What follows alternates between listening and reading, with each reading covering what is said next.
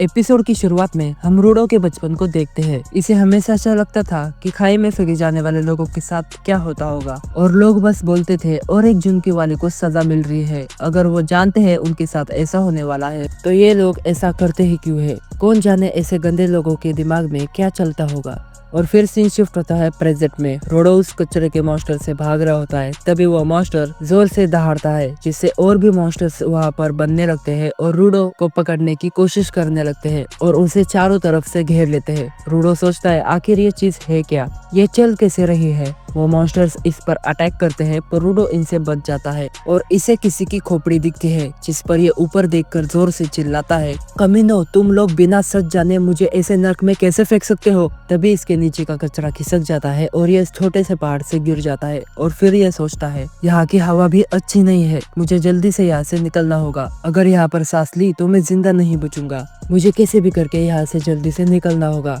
पर जब ये देखता है इसके चारों तरफ बस कचरे का ढेर है, ये फिर से सोचने लगता है पता नहीं इस अजीब कचरे की भरी दुनिया में मेरे लिए कोई बचने की जगह होगी भी या नहीं।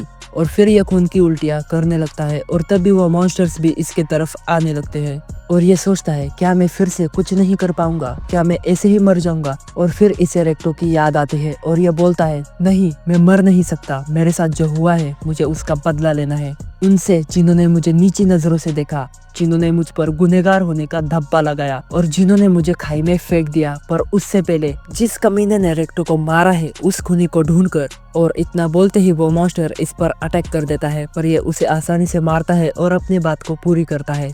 जिस कमीने ने रेक्टो को मारा है मैं उस खूनी को ढूंढकर उसे मार दूंगा, पर उसके लिए मुझे जिंदा रहना पड़ेगा। फिर हम देखते हैं एक लड़के को जो छाता लेकर बैठा है और ये अपने दूरबीन से कुछ देखता है और बोलता है कहीं ये वो तो नहीं। और फिर हम देखते हैं रूडो को, ये उन मॉन्स्टर से अच्छे से फाइट कर रहा होता है। तभी यहाँ के पोल्यूटेड हवा की वजह से इसकी सांस लेने में दिक्कत होने लगती है, पर फिर इसकी पावर्स एक्टिवेट हो जाती है। तभी दो मॉन्स्टर्स इस पर अटैक कर देते हैं पर ये वहाँ से बच जाता है और एक मॉन्स्टर को बीच में से फाड़ देता है जिससे बहुत बड़ा धमाका होता है और बहुत से मॉन्स्टर्स इसमें मारे जाते हैं। उसके बाद ये यहीं पर बैठ जाता है और इसे लगता है ये बच गया। तभी इसके पीछे एक बहुत बड़ा मॉन्स्टर आ जाता है और इसे देखकर ये यहाँ से भागने लगता है। तभी वो मॉन्स्टर अपने दोनों पैर जमीन पर मारता है जिससे साउंड वेव क्रिएट होती है जिससे रूडो दूर जाके गिरता है। रूडो अपनी आंखें खोलता है, इसके सामने छाता लेकर और मास्क लेकर कोई खड़ा होता है। रूडो उठ नहीं पा रहा होता, ये रूडो को उठाता है और लात मारता है ताकि ये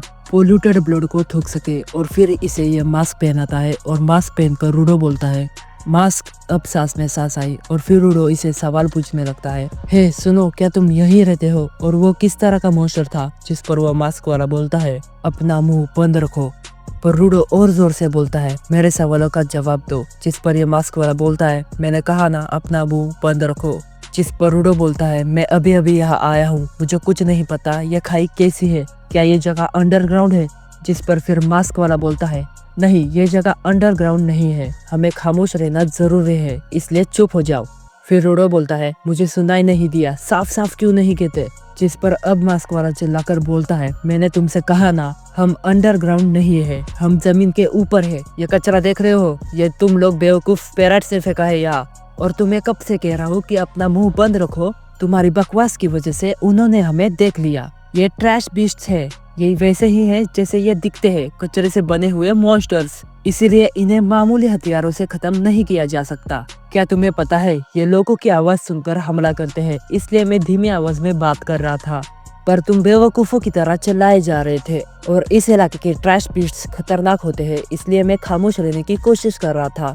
मुझे तो ऊंची आवाज में बात करना पसंद भी नहीं है। ये सब तुम्हारी गलती है बेवकूफ बच्चे। और इतना सब बोलने के बाद ये अपना छाता अपडेट करने लगता है और अपडेट करने के बाद ये छाता कुछ अलग सा दिखता है। तभी एक मॉन्स्टर इस पर हमला कर देता है और ये छाता घुमा के उस मॉन्स्टर के आसानी से टुकड़े कर देता है। जिस पर हम देखते हैं इस खास हथियार से मारने पर वो मॉन्स्टर पूरी तरह से खत्म हो जाता है। फिर वो बड़ा मॉन्स्टर अपने अपनी पूरी गैंग के साथ इन पर हमला करता है, पर यह मास्क वाला आदमी बड़ी तेजी के साथ सारे मॉन्स्टर्स को मार देता है। ये देखकर रूडो बोलता है, अगर मेरे पास इतनी ताकत होती तो मैं उन कमीनों को दिखा देता। फिर बचा हुआ बड़ा मॉन्स्टर एक बड़ा बॉम्ब बनाता है और मास्क वाले पर हमला करता है, पर मास्क वाला आसानी से उससे बच जाता है और मॉन्स्टर के ऊपर जाकर अपना छाता बड़ा कर लेता है और अपने खास अटैक से उस मॉन्स्टर पर अटैक कर देता है, जिससे उस मॉन्स्टर के टुकड़े हो जाते हैं और फिर उस आदमी का छाता भी नॉर्मल हो जाता है। और फिर वो आदमी रूडो के पास जाता है और रूडो इससे पूछता है, आखिर तुम हो कौन? जिस पर ये मास्क वाला मास्क उतारता है और बोलता है, मेरा नाम है एंजिन और मैं एक मामूली क्लीनर हूँ। और फिर इसे बदबू आती है, इसलिए ये फिर से मास्क पहनता है और बोलता है, मुझे मास्क निकालना ही नहीं चाहिए था, ये सब तुम्हारी गलती है बेवकूफ। और हम देखते हैं रूडो बेहोश हो जाता है और फिर हम देखते हैं इसके पास्ट को।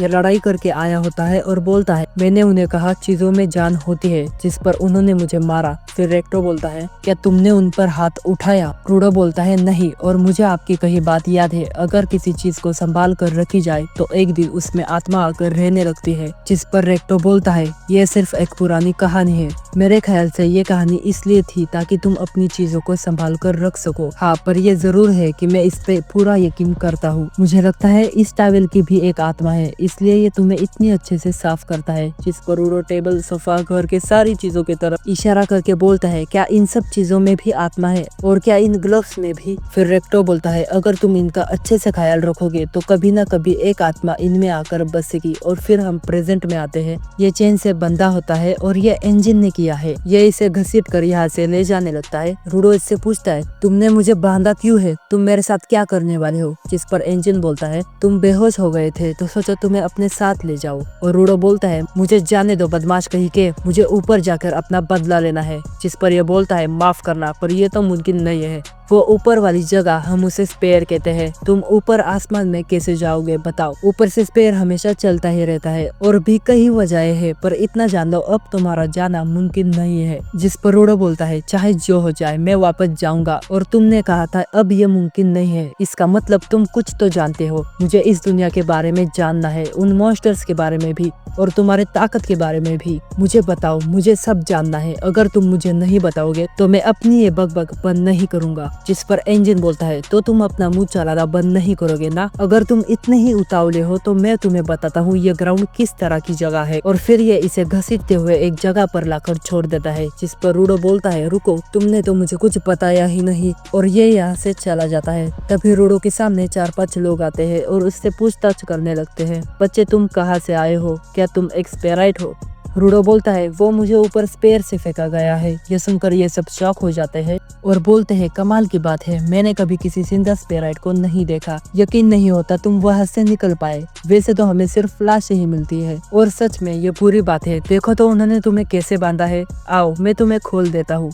रूडो सोचता है, ये लोग उस पागल इंजन से तो अच्छे ही है, पर थोड़ी देर बाद हम देखते हैं ये लोग उसे उल्टा और जोर से बांध देते हैं और बोलते हैं, ये हाथ से निकलना नहीं चाहिए। वैसे स्पेराइट की लाशों की अच्छी कीमत मिलती है, पूरे शरीर के साथ आंखें, पैर, हाथ, यहाँ तक कि इनके कपड़ों की भी अच्छी कीमत मिलती है। फिर भी हमने कभी सोचा नहीं था हमारे हाथ कभी जिंदा स्पेराइट मिल जाएगा। क्या हुआ, जानना चाहते हो यहाँ पर सबको स्पेराइट क्यों चाहिए? क्योंकि हमें तुम लोगों से नफरत है। तुम सब लोग यहाँ नीचे कचरा डालते गए, जिससे यहाँ की हवा दूषित हो गई और उस कचरे से मॉन्स्टर्स भी बनने लगे। कितने लोग उन मॉन्स्टर्स का शिकार हो गए और कितने ही लोग दब कर मर गए। तुम लोगों को पता भी नहीं चला यहाँ कितने लोगों ने अपने घरों को जहरीली जमीन के नीचे खो दिया। जरा सोचो, अगर उन लोगों ने तुम्हें देखा तो वो लोग क्या करेंगे? तुम्हें टॉर्चर करेंगे या तुम्हारे टुकड़े टुकड़े करेंगे? तुम्हें बेचने के बाद हम भी पैसे देकर वो तमाशा देखेंगे। और फिर ये रूडो के सामने गंदा खाना फेंकता है और उसे जबरदस्ती खिलाने लगता है। तभी रूडो उसकी उंगलियां ही चबा देता है और खाने लगता है और बोलता है, ये कचरा नहीं है,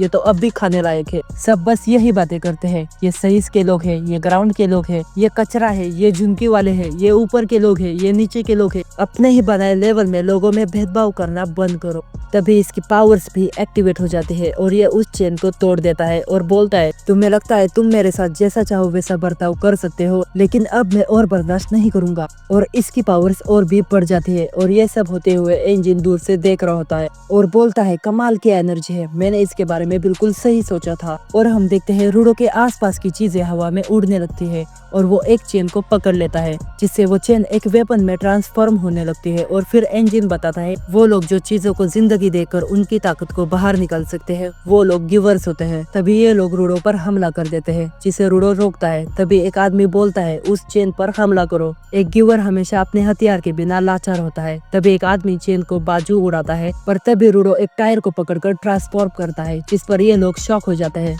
और बोलते हैं ये तो कमाल हो गया, ये एक साथ ज्यादा चीजों का इस्तेमाल कर सकता है। फिर रूडो इन सब का बैंड बजा देता है और इनके लीडर के पास जाता है और उसे मारने ही वाला होता है। तभी इसके पीछे इंजन आकर इसका हाथ पकड़ लेता है और बोलता है शांत हो जाओ बच्चे, शांत, तुमने काफी कुछ कर दिया। और फिर रूडो नॉर्मल हो जाता है और रुक जाता है और बोलता है तुम इंजन हो ना, सही कहा ना मैंने अभी क्या किया, ये सब क्या था, मेरे ग्लोव। इंजन बोलता है इतनी ताकत शरीर को कमजोर कर देती है, एक्चुअली इसलिए रूडो की नाक से खून आ रहा होता है। और फिर इंजन बोलता है मुझे माफ करना, कुछ भी करने से पहले मुझे जानना था तुम्हारी असली ताकत है क्या। मैं तुम्हें सब बताऊंगा, इस दुनिया के बारे में भी और तुम्हारे ताकत के बारे में भी, पर बदले में तुम्हें क्लीनर्स में शामिल होना पड़ेगा। हमें तुम्हारे जैसे काबिल लोगों की जरूरत है। जिस पर रूडो शॉक होता है और बोलता है मुझे नहीं करना। और यहीं पर एपिसोड 2 एंड हो जाता है। हम फिर से मिलेंगे, तब तक के लिए सायोनारा।